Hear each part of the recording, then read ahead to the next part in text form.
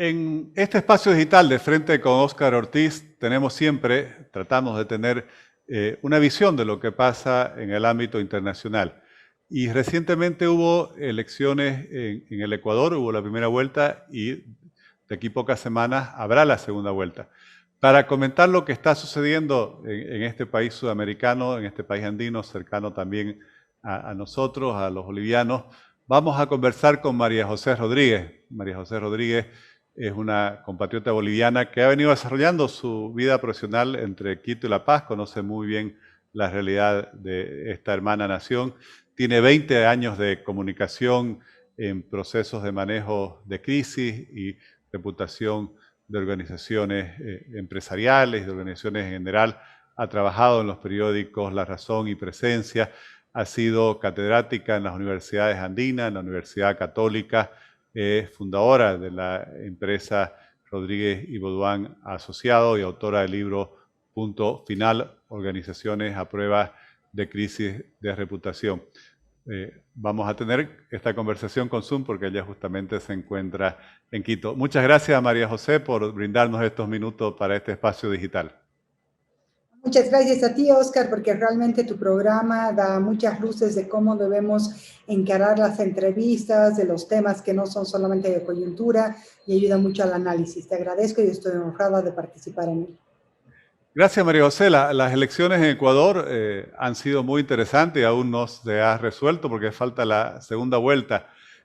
Como una persona que tiene tanta experiencia en la comunicación, dentro de ello en la comunicación política también, ¿cómo analizas el resultado de la primera vuelta? Bueno, yo te diría que este el Ecuador nos da una buena noticia, nos da una buena noticia porque vemos por primera vez en más de 12, sí, 15 años más o menos, que el centro es tomado por nuevas fuerzas políticas que no son necesariamente las que estaban polarizando y las que, digamos, controlan el espacio político, sino que son nuevas fuerzas y nuevas propuestas que tienen que ver con un nuevo paradigma también y que incluyen propuestas alejadas de lo que habíamos reconocido antes de la pandemia como un tema muy específico y siempre importante como el trabajo, la economía, etcétera. Y estas dos fuerzas nos muestran aspiraciones y formas de pensar de los jóvenes, como por ejemplo la preocupación por el medio ambiente, la preocupación por los animales, la genuina preocupación por el trabajo joven, pero desde una perspectiva mucho más millennial y centennial de lo que los otros partidos o las otras fuerzas políticas que son las que polarizan estaban tratando. Por lo tanto, estas elecciones en el Ecuador nos permiten ver a un Yacu Pérez que era y es un dirigente indígena que tiene 10 años en la lucha de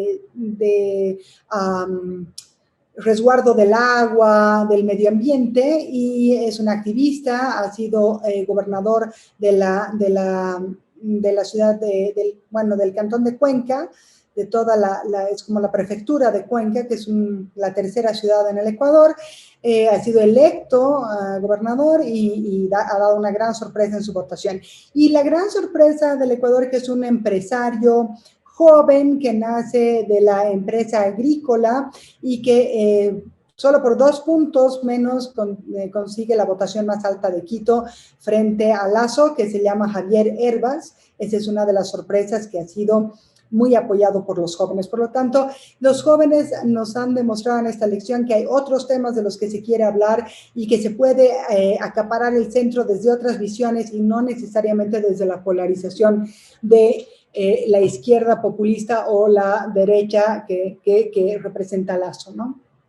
Así es, y justamente era una de las razones por la cual me interesaba que tengamos esta conversación por tu experiencia y tu conocimiento del ámbito de la comunicación, porque me pareció que los resultados fueron realmente no solo interesantes, pero muy llamativos. Se esperaba, como mencionabas, esa polarización entre el candidato del correísmo, que es Arauz, y el candidato de la oposición al correísmo, ¿no? de las fuerzas democráticas, Guillermo Lasso. Pero cuando vienen resultados, vemos que en los hechos prácticamente hay un empate en el segundo lugar entre el señor Lasso, Yacu Pérez y este empresario que se quedó a muy poca distancia.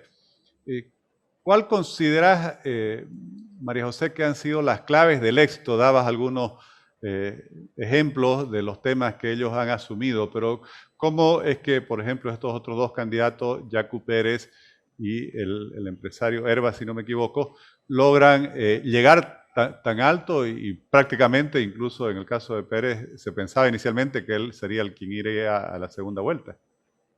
Bueno, yo te diría que hay que tomar en cuenta dos cosas antes de contestártelo a tu pregunta. La primera es que el padrón electoral en el Ecuador está conformado por el 50% de jóvenes. De ese 50% de jóvenes que van entre los 18 y, digamos, 28 años, un 50% de ese 50%, es decir, el 25% del padrón electoral total está conformado por casi adolescentes, que son jóvenes que van desde los 16 hasta los 18 años, que no tienen obligación de votar, pero que siempre presentan un entusiasmo enorme para ir a votar, por lo tanto, tienen una decisión bastante fuerte. Y yo te diría que los jóvenes ven en Yacu Pérez un hecho muy importante que es la congruencia entre lo que se hace y se dice. Este es un hombre que vive lo que predica, ¿no? Tiene más de 10 años de activismo en temas de preservación del medio ambiente, de cuidado, y es un hombre que anda en bicicleta, pero que no es fake, ¿no? No es impostado, no es que hace la campaña para mostrarse así, sino que así ha vivido durante todo este tiempo y la gente lo sabe. Él tiene más experiencia política, siempre ha estado afiliado al Partido de los Indígenas que se llama Pachacutic en Ecuador, ha sido uno de los líderes indígenas más fuertes, pero ojo, que esta es la primera vez que el partido tiene una votación tan alta, por lo tanto esa votación se la atribuye a Yacu, que es capaz de coquetear con los centros y es capaz de llamar la atención de las clases medias y de los jóvenes. ¿Por qué? Porque está mostrando un paradigma, está basado en ciertos valores que hoy día los jóvenes sí se lo toman en serio y son valores de vida, ¿no es cierto? Esta idea de que quiero cambiar, en especial después de la pandemia, quiero cambiar en mi forma de vivir y quiero cambiar la forma de vivir de mis hijos en adelante para hacer un mundo distinto, no es solamente un discurso, sino que la gente está dispuesta a votar por una propuesta así.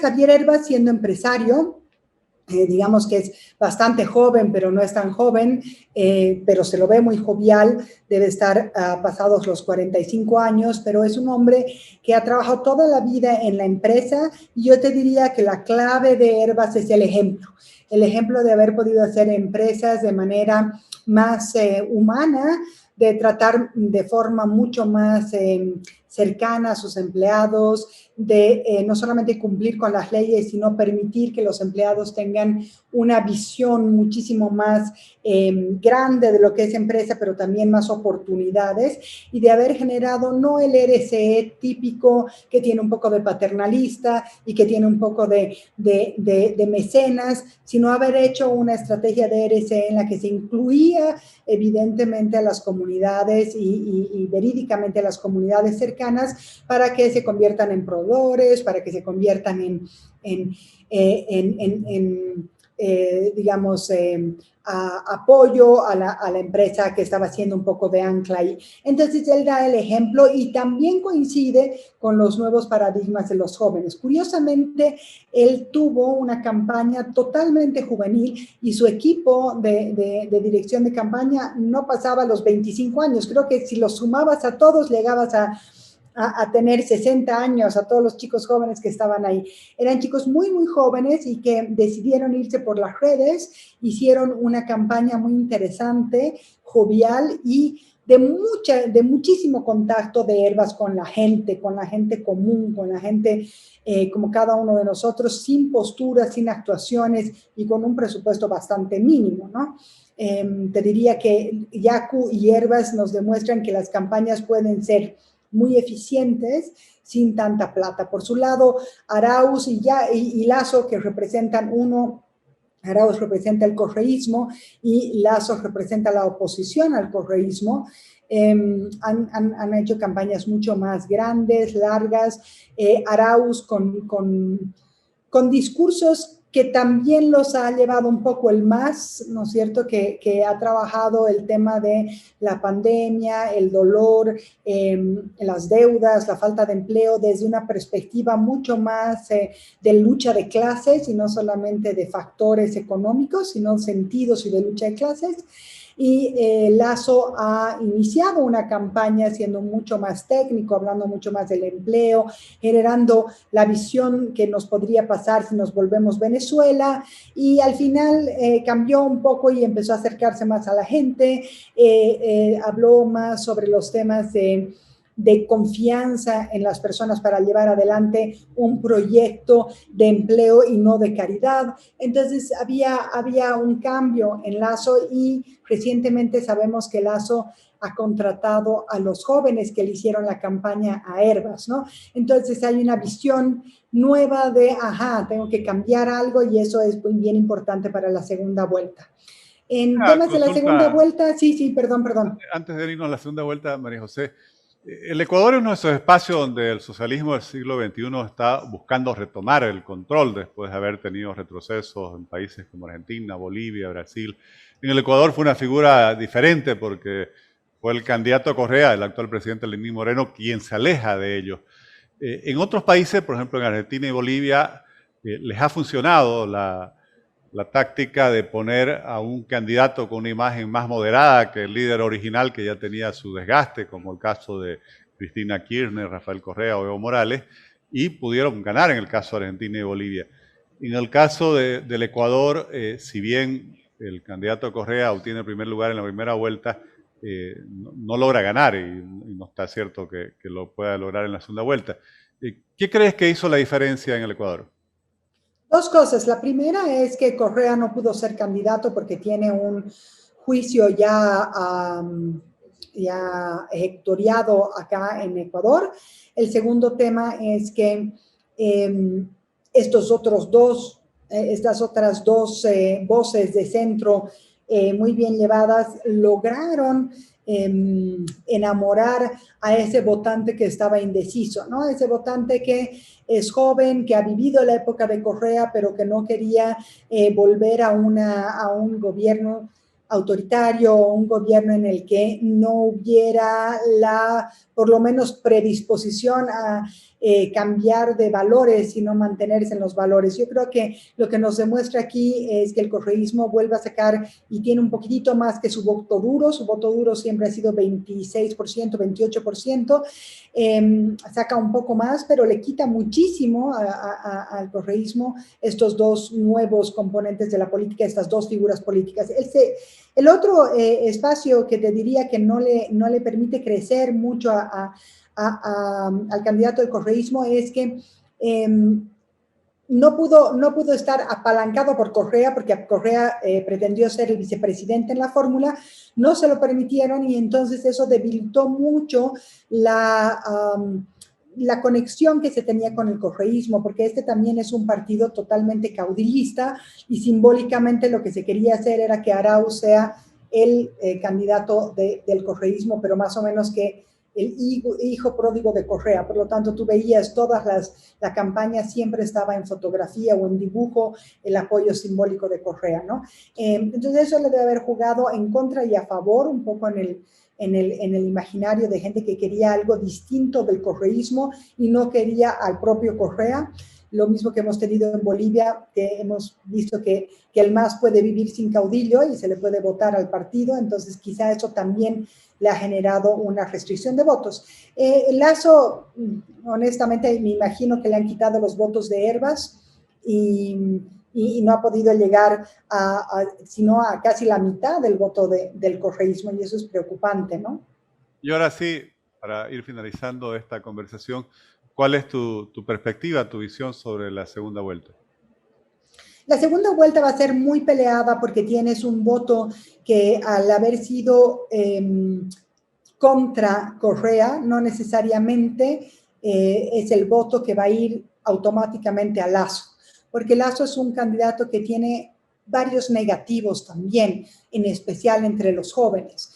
El Lasso no pudo en la campaña estrechar la mano de los jóvenes, es decir, no pudo conectar con ellos, no pudo generar empatías con los jóvenes, siendo el 50% del padrón electoral. Por lo tanto, si no trabaja bien esa conexión con los jóvenes ahora, y esa fue una de las flaquezas de su campaña, si no la hace, si no fortalece eso, es bien improbable que el voto que iba a ir a Yacu Pérez de los jóvenes se vaya a él. Es más probable que se vaya a Arauz, ¿no? Y eso fortalecería el voto de Arauz. El voto de las mujeres es otro que tampoco ha tenido mucho éxito Lasso, ¿no? Entre las mujeres, el tema de la discusión del aborto, el tema de la violencia de la mujer, etcétera, contra la mujer no ha sido de frente llevado ni aceptado por Lasso, que es más bien un candidato más convencional y bastante religioso. Por lo tanto, las mujeres jóvenes tampoco han tenido una conexión con Lasso y seguramente votaron o por Herbas o por Yacu, entonces van a tender a votar por Arauz, a menos que Lasso muestre algún guiño para este público, ¿no? Y esperemos que eso lo haga en esta campaña. En cambio, Arauz tiene probabilidades de subir bastante hasta un 40-45%, sin embargo no creo que reciba tanto apoyo porque en el Ecuador el voto nulo siempre ha sido uno de los factores, digamos, altos, ha rondado entre el 10 y el 15%, entonces si es que los jóvenes o las mujeres o este medio que veía en Yacu Pérez y Herbas una opción interesante, no la ven en Lasso ni en Arauz, van a incrementar el voto nulo o blanco. Y ahí sí vamos a tener una complicación un poco mayor, yo creo, en el Ecuador, porque ahí no habría, digamos que ahí tiene más probabilidades de ganar Arauz, ¿no? Así más o menos está la figura. Muchas gracias, María José. Realmente nos ha enriquecido con esa vivencia directa y ese conocimiento directo que tienes de lo que pasa en el Ecuador, pero también con la experiencia de tantos años de trabajo y asesoramiento en materia de comunicación. Y creo que lo que mencionas es muy importante. Hoy, más allá de los temas que caracterizan a la polarización alrededor de la discusión sobre la cualidad democrática en nuestros países, hay otros temas que también interesan a la sociedad y especialmente a los jóvenes, que quienes quieren construir unas alternativas viables obviamente tienen que entenderlo, acogerlo y representarlo. Muchas gracias nuevamente, María José. Ha sido realmente un gusto que nos acompañes en este espacio digital. No, para mí es el gusto, Oscar, y si me permite solamente una última reflexión, y es que el Ecuador nos da una puerta y una luz de esperanza en los países donde el populismo de izquierda está volviendo y volviendo con fuerza, y es que solamente generando nuevas propuestas y nuevas perspectivas, escuchando a los jóvenes, escuchando a una mayor cantidad de población y generando un eco de este cambio de paradigma que nos están pidiendo, podríamos realmente romper esta polarización que nos evita el análisis y por tanto nos evita la innovación tanto en política como en todas las áreas. Gracias, muy acertado. Muchas gracias. Gracias a ti, Oscar, muy amable. Un gusto.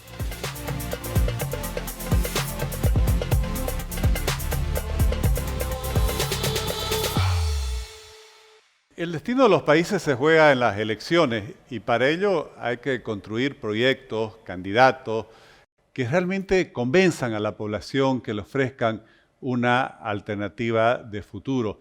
Lo que hemos aprendido sobre la realidad del Ecuador debe ser una lección para todos nosotros.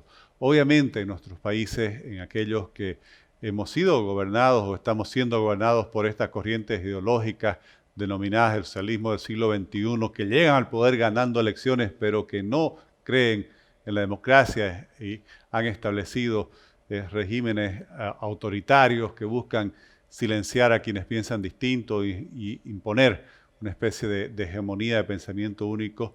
Es fundamental que quienes pensamos distinto, que quienes queremos y creemos en una democracia plena, entendamos, por ejemplo, lo que planteaba María José, que hay sectores de la sociedad como los jóvenes que más allá de la polarización tienen otros temas como la preocupación por el medio ambiente, como la preocupación también por la autenticidad de sus liderazgos, que no quieren liderazgos artificiales, que representan casi unas imposturas. Todo esto al final trae mayores frustraciones que las expectativas que se generan.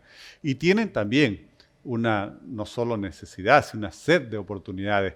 Ese candidato que nos comentan llegó a un lugar tan importante representando justamente esa forma de emprendimiento, de hacer empresa con responsabilidad social, que logró convencer a tantos jóvenes de que él representaba ese camino hacia la generación de oportunidades económicas hacia el futuro. Muestran también un camino de las alternativas que nuestros líderes deben trabajar.